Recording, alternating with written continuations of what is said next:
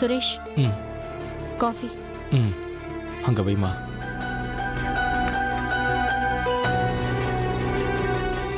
எனக்கு ரொம்ப கவலையா இருக்கு ரேணுகா. அந்த இன்ஸ்பெக்டர் நம்ம ஆஃபீஸ், ஃபேக்டரி, குடோன்னு ஒரு இடம் மிச்சம் இல்லாம எல்லா இடத்துலையும் போய் விசாரிக்கிறாரு.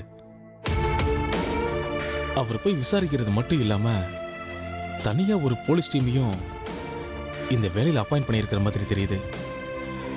இது எங்க போய் முடியுமோன்னு ரொம்ப கவலையா இருக்கு ரேணுகா. என்னங்க பண்றது? எனக்கும் ஒன்றும் புரியல. தேவையில்லாம ஒரு பெரிய பிரச்சனையில வந்து மாட்டிக்கிட்டோம். இதுல உங்களை வேற இழுத்து விட்டுட்டோம். பண்ண தப்புக்கு நானும் வனிதாவுமே இந்த பிரச்சனையை சரி பண்ணிருக்கணும். பைத்திய மாதிரி பேசாத. நீயே ஒரு பிரச்சனையில மாட்டிருக்க, அப்புறம் யார் வந்து உனக்கு ஹெல்ப் பண்ணுவாங்க? ஏதோ இப்பவாது என்கிட்ட சொன்னியேன்னு நான் சந்தோஷப்படுறேன். எப்படிங்க சந்தோஷப்பட முடியும்? நாங்க 2 பேருமே சுமந்துட்டு இருந்த கஷ்டத்தை நீங்களும் இப்ப சேர்ந்து சுமக்க ஆரம்பிச்சிட்டீங்க. அந்த இன்ஸ்பெக்டர் ஒண்ணுமே பண்ண முடியாதா? யாராவது மேல் இடத்துல ஆளை புடிச்சு அவரை வார்ன் பண்ண சொல்லி அப்படி எதுவும் பண்ண முடியாதா? ஏதாவது நடக்கிற காரியத்தை பேசுறியா? நம்ம செல்வாக்கு என்ன, நம்ம பலை என்னன்னு நமக்கு தெரியாது எனக்கா? அதுவும் இல்லாம அவரோட கடமையை தான் அவர் செய்யறாரு. குறைஞ்சபட்சம் மனசாட்சிக்கு ஒரு மதிப்பு கொடுத்தாவது நாம நடந்துக்க வேணா? ராத்திரி படுத்தா தூக்கம் வர மாட்டேங்குது. எப்ப மாட்டிக்க போறோம்னு பயமா இருக்கு. அமைதியா இருக்கிறதுக்கு முயற்சி பண்ண எனக்கா. இந்த நேரத்துல நம்ம பதட்டப்பட்டனா நம்ம பதட்டமே நம்மளை காட்டி கொடுத்துரும். ரேணுகா, ரேணுகா, வா வனிதா, உட்காரு. நீங்களும் இங்கதான் இருக்கீங்களா? நல்ல வேலை, நல்லதா போச்சு. உங்க 2 பேரையும் நேர்ல பார்த்துட்டு சொல்லிட்டு போனாதான் என் மனசுல உள்ள பாரம் எல்லாம் குறையும். என்னாச்சு? ஏதாவது ப்ராப்ளமா? இதுதான் ப்ராப்ளம் இல்ல, எல்லாமே ப்ராப்ளமா தான் இருக்கு. ஆக்சுவலா தண்டபணியை எங்க வீட்டுல வச்சிருக்கிறது எவ்வளவு கஷ்டமா இருக்கு தெரியுமா? எப்போ குட்டு உடஞ்சுடுமோன்னு கொலை நடுங்குது எனக்கு. எனக்கு புரியுது வனிதா. ஆனா நமக்கு இப்ப வேற வழியே இல்ல. அந்த முத்தைய சந்தேகப்பட முடியாத ஒரே இடம் உங்க வீடுதான். அப்படி நீ நினைச்சிட்டு இருக்க ரேணுகா.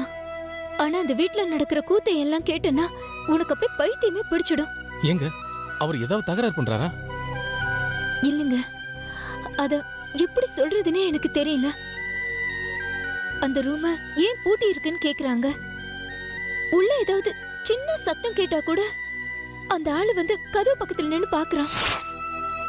தண்டபணியை கவனிக்கிறதுக்காக நான் உள்ள போனா யாராவது பாத்துருவாங்களோ, இல்ல யாருக்காவது விஷயம் தெரிஞ்சிருமோன்னு எனக்கு ரொம்ப பயமா இருக்குங்க. எப்படி இருந்தாலும் மாட்டி போங்கிற கவலை தான் எனக்கு அதிகமா இருக்கு. எப்படியாவது தண்டபணிய வேற இடத்துக்கு மாத்த முடிஞ்சா நல்லதுன்னு எனக்கு தோணுது.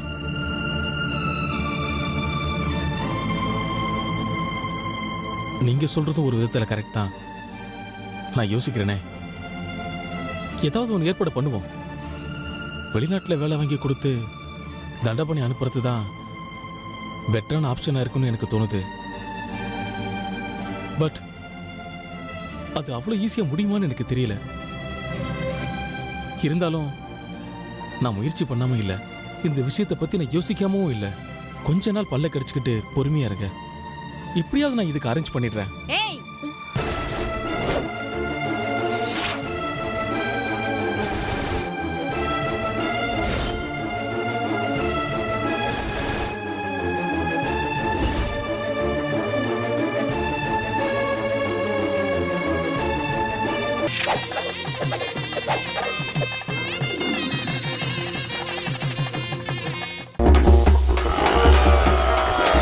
இந்த பிளாக் அண்ட் ஒயிட் டிவியை யாருக்காவது கொடுத்துடலாங்க. கொடுத்துடலாம். நம்ம டிவியை வித்துருவோம்.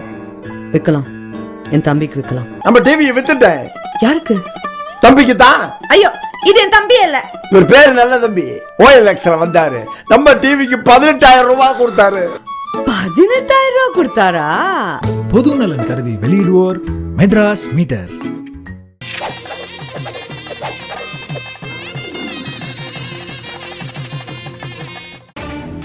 எதுக்காக இங்க வந்த? இங்க என்ன வேலை உனக்கு? டேய் சுரேஷ், முதல்ல இவ்வளவு வெளியில போ சொல்லு.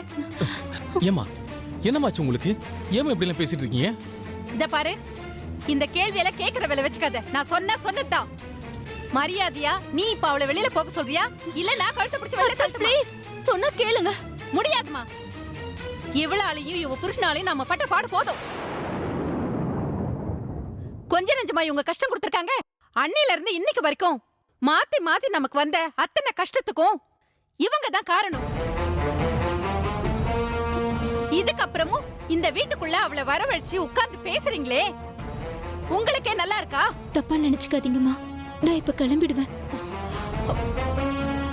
ரேணுகாவை பார்த்து கொஞ்சம் பேசிட்டு போலாம் தான் வந்தேன். இவகிட்ட பேசுறதுக்கு உனக்கு என்னடி இருக்கு? உனக்கும் இவளுக்கு என்ன சம்பந்தம்? அப்படி ஏதாவது இருந்தா அது முடிஞ்சு போச்சுன்னு நினைச்சுக்கோ. புரியுதா? உன் வீட்டுக்காரோட சேர்ந்து என் புள்ள பார்த்த பிசினஸ்க்கு ஒரு முடிவு வந்துடுச்சு. அவ அடிக்கிற கூத்துக்கும் கும்மாளத்துக்கும் நாங்க பதில் சொல்ல வேண்டியிருக்கு. என்ன நினைச்சிட்டு இருக்கீங்க நீங்க எல்லாரும்? அம்மா உங்க வாயை மூடுங்கன்னு சொன்னேன். இத பாருங்க, சம்மந்தம் இல்லாம எதுக்கு இவங்க கிட்ட உங்க எரிச்சலை காட்டுறீங்க? அப்படிதான்டா. இன்னைக்கு நான் பேசுறதெல்லாம் உனக்கு கஷ்டமா தான் தெரியும். ஆனா நாளைக்கு நீயே சொல்லுவ, நீ பேசுனதுதான் கரெக்ட், நீ செஞ்சதுதான் கரெக்ட்னு. ஏன் இதுக்கு முன்னாடி இந்த மாதிரி எல்லாம் நடந்ததில்ல? அந்த விமல் இந்த வீட்டுக்குள்ள விடாதன்னு தலைப்பாட அடிச்சுக்கிட்டேன்ல, அப்பெல்லாம் கேட்டியா? இப்ப வரைக்கும் நாம அனுபவிக்கிற அத்தனை கஷ்டத்துக்கும் அவன் தானடா காரணம். அம்மா will you please stop it?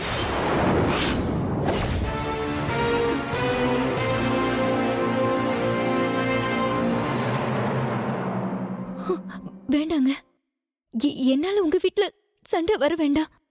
எந்தவித சங்கடமும் வேண்டாம். நான் போயிடுறேன். ரேணுகா, நான் சொன்னதை மட்டும் ஞாபகம் வச்சுக்கோ.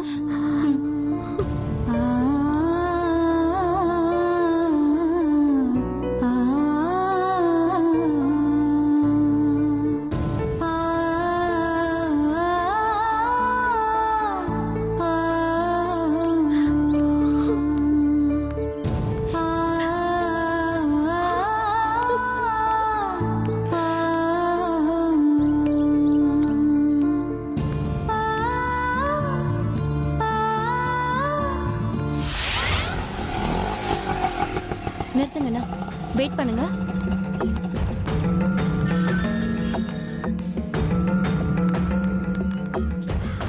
வனிதா, வாமா ரேணுகா. வனிதா, ரேணுகா வந்திருக்கா பாருமா, வா.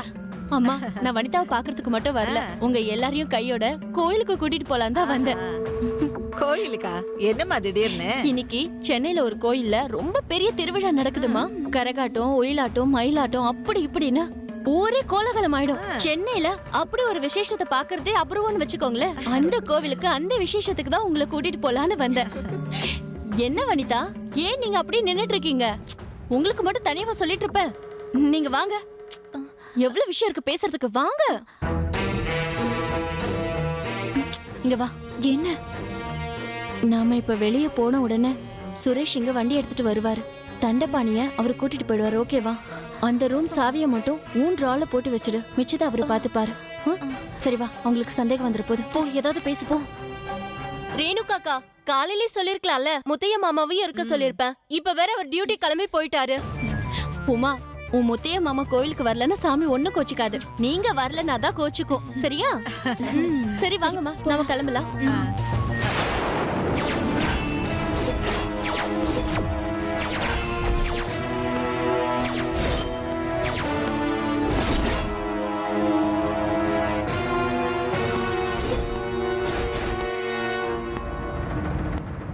என்னப்பா முத்தையா, போன உடனே திரும்பி வந்துட்ட? ஒரு ஃபைலை பெட்ரூம்ல மறந்து வச்சுட்டு போயிட்டேன், எடுத்துட்டு போக வந்தேன். சரிப்பா.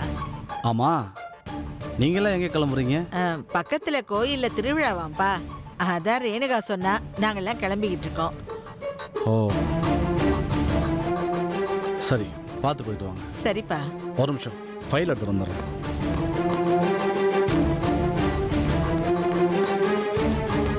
அவன் ஏதோ அவசர வேலையா போயிட்டு இருக்கான், நீ அவனை கூப்பிட்டு வைக்க.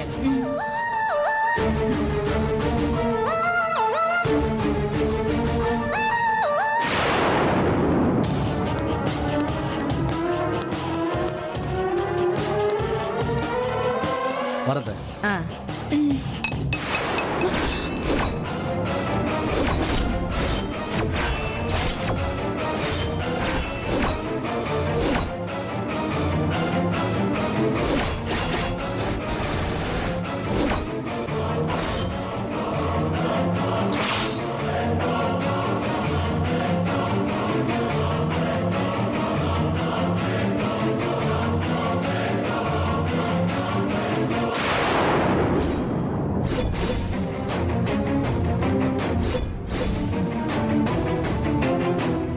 சிஸ்டர், இந்த ரூம்ல இருந்து அடிக்கடி சத்தம் வந்துகிட்டே இருக்கு.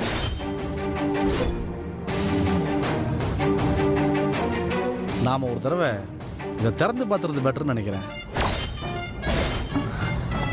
அது ஐயோ, நீங்க வேற எலிகில ஏதாச்சும் இருக்கும்.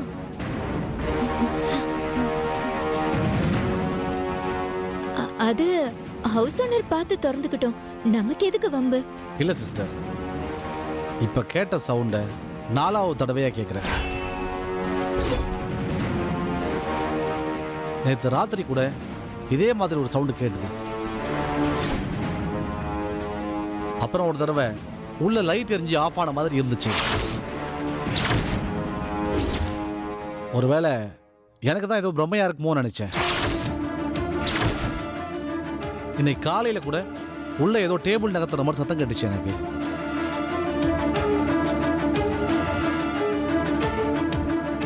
யாருமே இல்லாத ரூம்ல இருந்து எப்படி இந்த மாதிரி சத்தம் வர முடியும்? எனக்கும் தாமா அந்த மாதிரி சத்தம் கேட்டுக்கிட்டே இருந்துச்சு.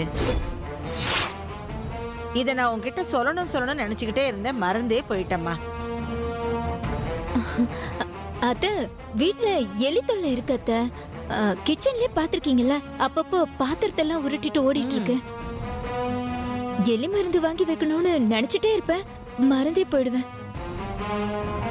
ஐயோ, உங்க எலி மருந்து பஞ்சாயத்துல அப்புறம் வச்சுக்கிறீங்களா? டைம் ஆயிடுச்சுல, கோயிலுக்கு போலாம் வாங்க. அட இருங்க, கோயில் திருவிழா ஃபுல் டே நடக்க போது போய் பார்த்துக்கலாம். அதுக்கு என்ன அவசரம்? சிஸ்டர், உங்கள்கிட்ட வேற சாவி இருக்கா இல்லையா?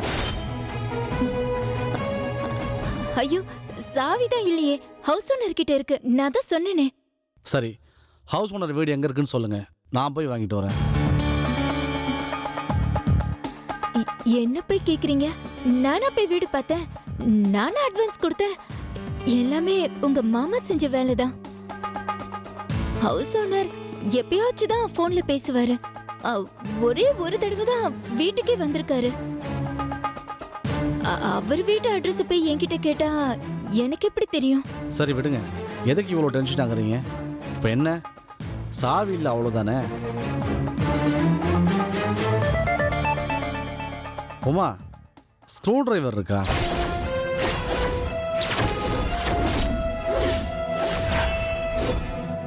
இருக்கு மாமா. போய் எடுத்துட்டு வா போ. ஸ்க்ரூ டிரைவரா?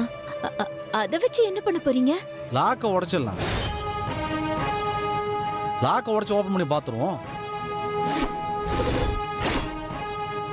ஐயோ, வேண்டாண்ணா. ஹவுஸ் ஓனருக்கு தெரிஞ்சா பிரச்சனை ஆயிடும். எதுக்கு நமக்கு தேவையில்லாத வம்பு? நாளைக்கு அவர் வந்துட்டுமே, அவரே திறந்துருவாரு. அதெல்லாம் ஒன்றும் ஆகாதுமா, நான் பார்த்துக்கிறேன். நீ போய் ஸ்க்ரூ டிரைவர் எடுத்துட்டு வா போ. சரிங்க மாமா.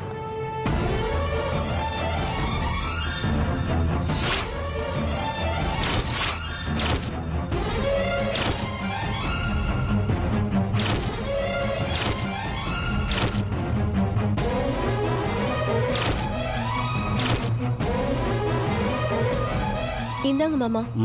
இது புடி. ஆ,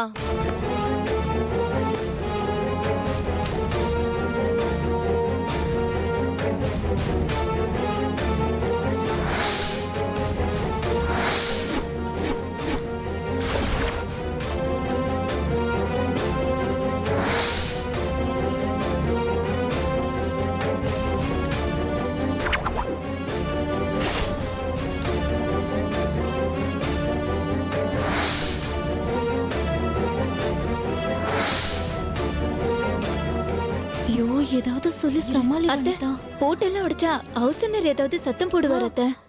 அதெல்லாம் சொல்லிக்கலாமா? 1-2 எலி இருக்கையிலேயே வெளியில எடுத்துடணும். குட்டி கிட்டி போட்டு தொலைச்சிருச்சுன்னா வீடே நாறி போயிடுமா.